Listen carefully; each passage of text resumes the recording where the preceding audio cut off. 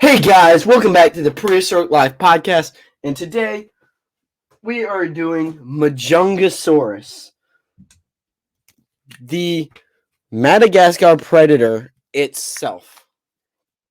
Majungasaurus, of course, it lived in Madagascar, as you probably know. So here is Majungasaurus. It's got that theropod build that we all know and love. It's got tiny arms because it's actually an Abelisaurus like Carnotaurus. And this specific one, sorry, hunted a lot of things like sauropod, smaller animal,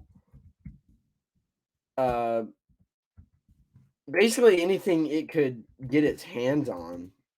I say hands, but it's more like its jaws because you could probably see where its hands wouldn't really be handy for that. But so yeah, that's what Majungasaurus looks like. It's got that theropod neck, very narrowish snout, like a Belosaurus. It's got a little bump on its head. It's got a long tail, big, powerful legs. Coming in at a whopping 23 feet long, weighing about 1 to 1.4 tons. It was about 7.87-ish feet tall. It was a carnivore. It was a medium carnivore theropod.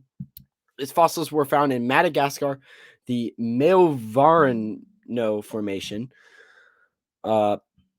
Probably pronounced that wrong. The fossil representation, several skulls are in postcranial material, allowing Majungasaurus to be reconstructed piece by piece. So, yeah, there's actually a lot on Majungasaurus.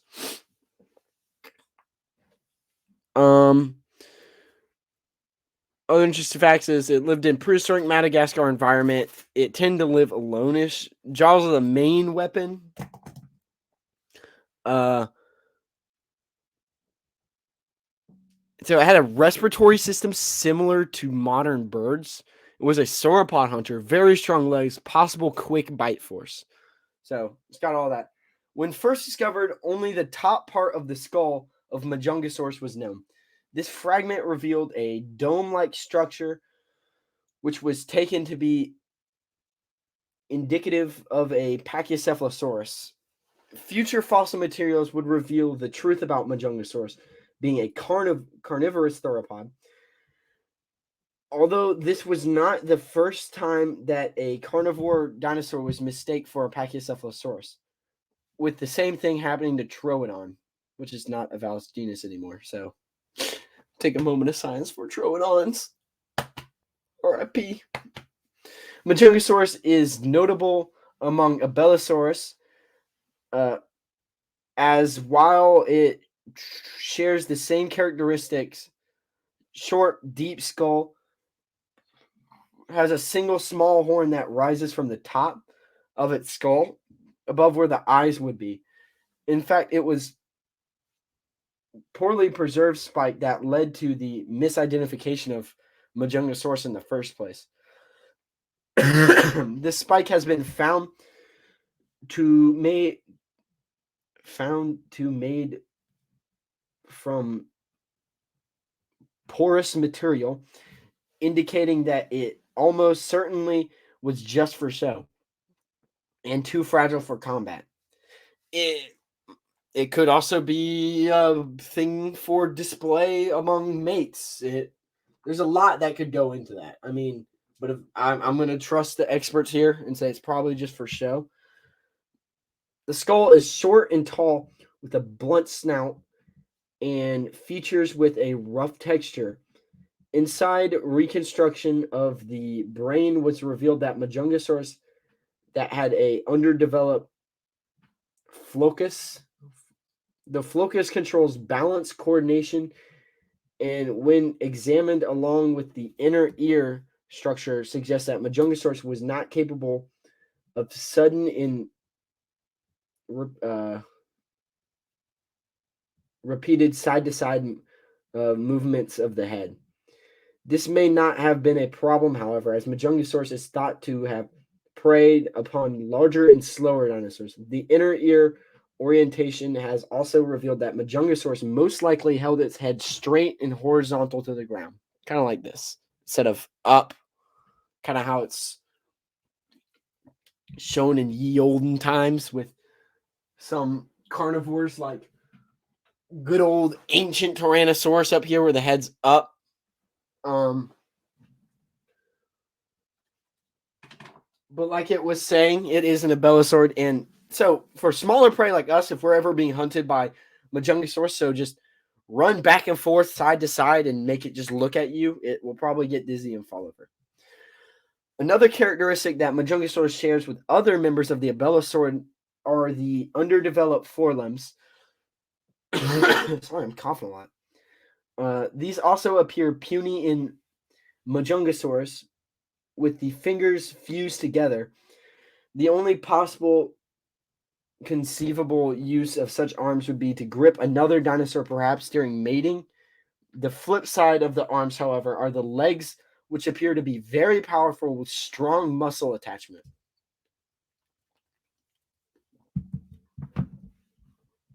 So, like I said, very thick, very powerful legs. If this thing is hunting bigger prey, it probably had very powerful legs. Study of some of the vertebrae of Majungasaurus has revealed the very exciting possibility of a respiratory system that is very similar to modern birds. Like I was saying earlier, the vertebrae are shaped to allow for inclusion of special air sacs that increase the amount of oxygen available for respiration by making sure exhaled air is removed from the lungs in a kind of one-way system. This differs from respiration in humans. Inhaled and exhaled air travels through the same system, meaning some mixing between the two. So basically what that means is when this thing exhales, all of the air that's in its lung goes out and it doesn't re-enter its lungs. When we inhale and exhale, you just inhale that a bit of that last breath. So you kind of get this mixed combination of mixed air with new air. The evolutionary implication of this discovery is quite significant, as while it is known in birds are thought to have descended from the Tenarian line of dinosaurs that includes the Maniraptors, which is why they weren't ever considered extinct, of the Coelosaurus. The most distant direct ancestor of birds, Majungasaurus, or the Maniraptors of the Coelosaurus, the most direct ancestors of birds, period. Majungasaurus is not Tetanarian, it is Ceratosarian, kind of like Ceratosaurus. Although both groups have their origins with common ancestor groups, while you could argue for a case of convergent evolution, the fact that this respiratory system appears in both lines that diverged from the same source indicate that it evolved before the split. This means that the origin of the system of dinosaurian, not avian, and further establishes the evolutionary link between dinosaurs and birds. So you have here, the easiest way I can explain this is with some models.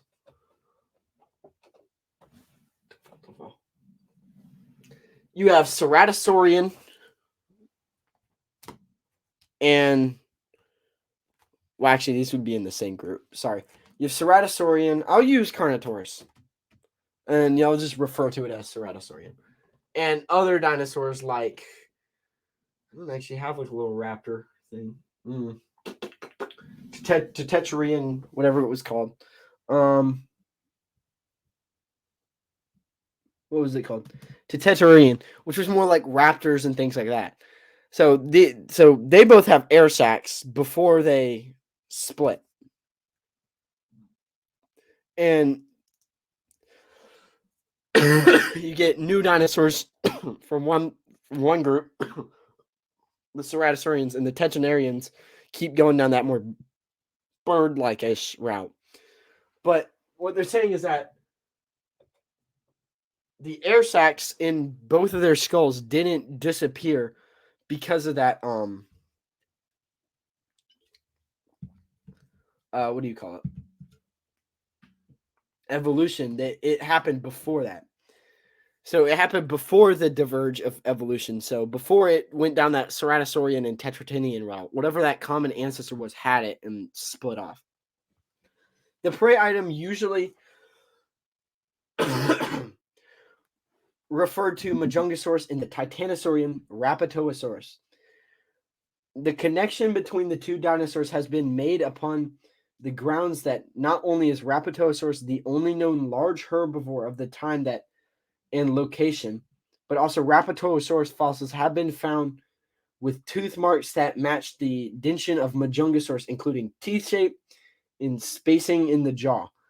It may well be that Majungasaurus specialized in large prey like Rapatosaurus, given its robust legs would have not allowed for great speed, but would have provided great stability and support when tackling large prey. Majungasaurus is considered to be a cannibal, so it will eat its own kind, babies, smaller Majungasaurus, as well as a predator of other dinosaurs. On the evidence of Majungasaurus fossils,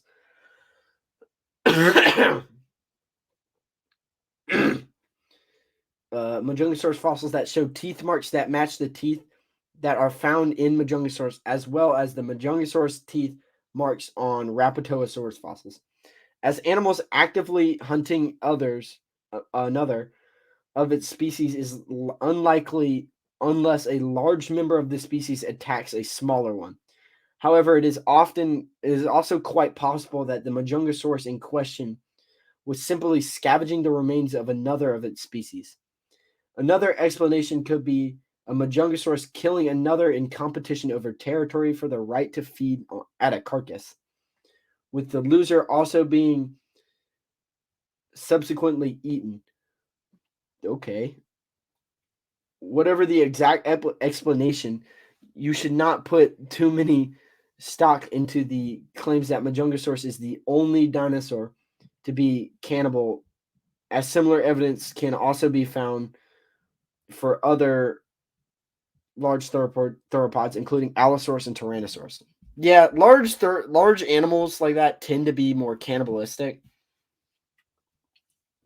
Like I know lions and things will kill each other's cubs like that, and then like mate with the mama or whatever. I don't see why they wouldn't kill the cub, maybe eat it too. I mean, there's a lot that goes into that. It lived in the Maastrichtian of the Cretaceous, so that was 72 to 66 million years ago.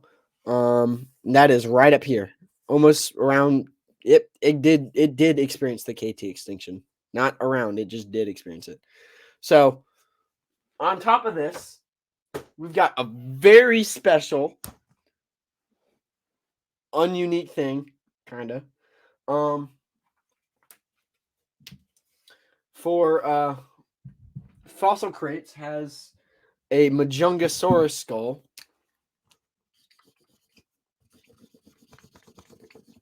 There, so y'all guys can't stalk me. I'm kidding. I know y'all guys don't do that. So we're gonna practice some good knife safety. Always cut away from yourself. Open that side. Open that side. Come on. Cut it right down the middle, more or less. I guess I can't really do that. What's going on? There we go. Sure, I'll take it. Put the knife away. There we go. There's the Fossil Crate sticker. If any of y'all want to go get one, just order something from Fossil Crates. Let me get like a little opening here so I can pour some of these little things out.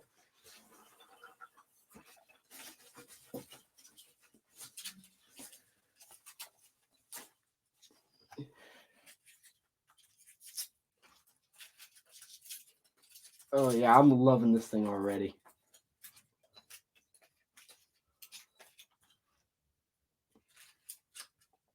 I gotta get all the little things and stuff off too. All right, get them out. Come on.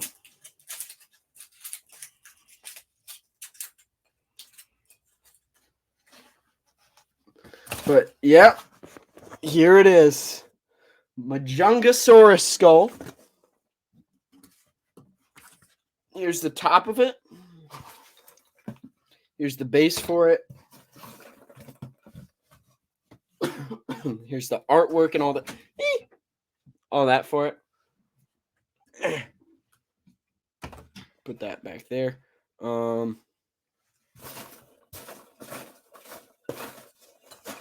Just make sure I'm not leaving anything out. I never know with Dr. BC because he's such an amazing guy. So we're gonna check the artwork out first before we look at the scaled skull.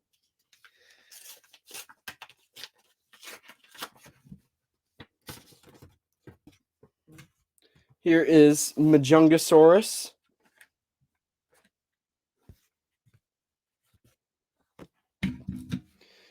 Here's another interpretation of it, and here's the skull part of it.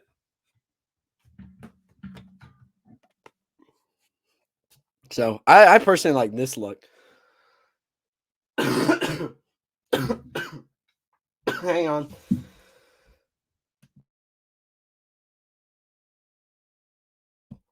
Give you all a good little second to look at that while I set everything else up.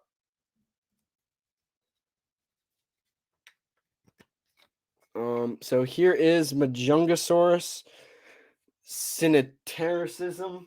Cinetarianism.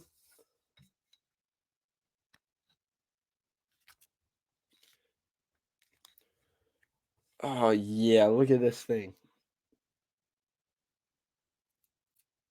Sorry, I still got some styrofoam on it from all the little beads and things.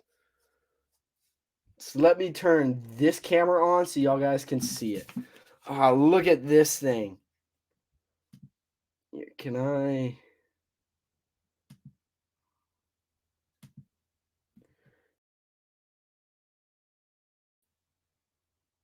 Yeah, there we go. Look at this thing. Back it up. I mean, come on, look at it. Majungasaurus is really cool. I'm gonna try to rotate it. You can see that short snout that we were talking about. You can see the very sharp and powerful jaws. Some kind of air sac, I think, would go there, maybe, or probably here or here, possibly. This thing is very delicate. There's the little nub horn up here. I'm gonna actually take it off the stand to continue looking at it. So y'all guys can get a good look at it. Look at this thing. Look how cool this thing is. Sorry if it felt like I was speeding through the episode. I just really wanted to open this thing up. God, this thing is so cool. I'm going to take a few pictures of it right now. That thing is... I can't wait for this thing to upload. You got some sack things up there, it looks like. Some holes up there. I'm taking the thing. This thing took down sauropods. It was a genuine beast of a creature. And now I got a skull of one for... Wow. Just look how unique and how mighty that thing feels. I mean, and you can see the top of it up here too. So I'm gonna put this in the background while I close it out. Y'all guys can continue looking at it. While I try to close everything out. So remember, if you want to go see dinosaurs like this, in real fossils, go check out my boy Dinosaur Trips. He's got that awesome dinosaur, prehistoric, whatever trips going on. The one that I mainly suggest, though, excuse me for a second while I try to pull it up. Utah and Colorado, red rocks and raptors. You get to see my favorite dinosaur, most likely Allosaurus. But also it's led by Dr. Brian Curtis. Shout out to Fossil Crates for real, for making things like this and getting it shipped out and all that and taking whatever. So just thank you so much for existing. But that is Dinosaur Trips. Tell them Prehistoric Life sent you. They'll send you they'll give you $250 off your tickets. Remember, go check my account out. You can see all the stuff, like the amazing interview that we have coming out. Well, I guess it'll already be out by the time this uploads. But you can see the amazing interviews we have, out of order. All that. If you want to get my content a little bit earlier, go check out my YouTube page, Prehistoric Life Podcast. Ignore that. There it is. I try to post everything a little bit earlier on there just to give y'all that little incentive to go subscribe. But if you want all of that in one place, go check out my website, prehistoriclifepodcast.com. There you go, fully loaded. You can see where we are kind of on the timeline. But also, what I'm forgetting is Majungasaurus sound effects.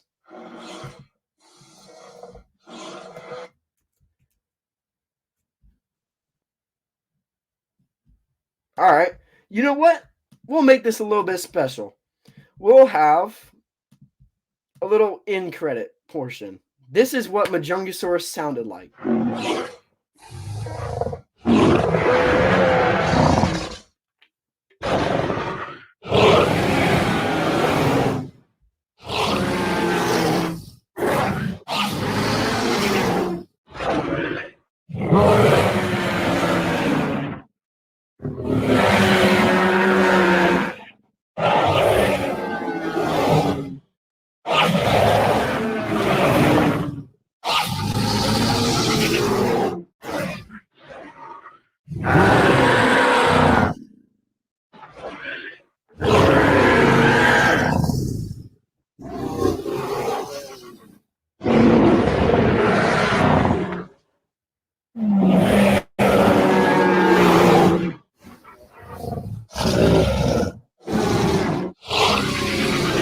Very snarly. Lots of hissing and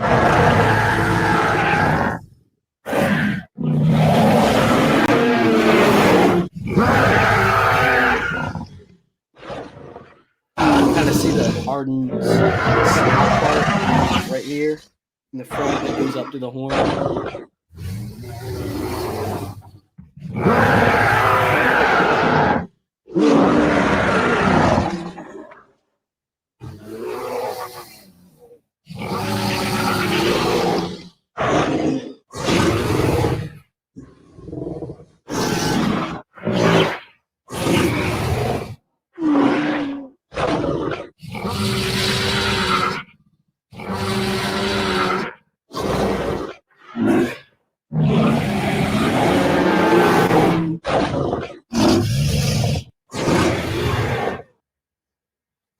All right, so that was Majungasaurus sound effects.